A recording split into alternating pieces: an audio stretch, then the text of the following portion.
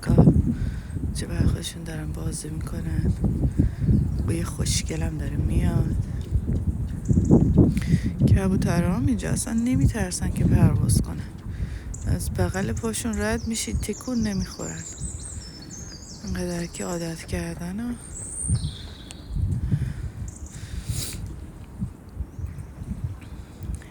سلام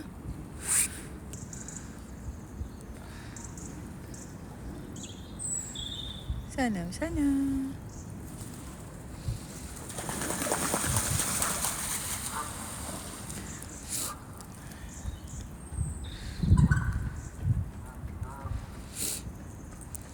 یه سریاشون از اون طرف رودخونه میان این ور.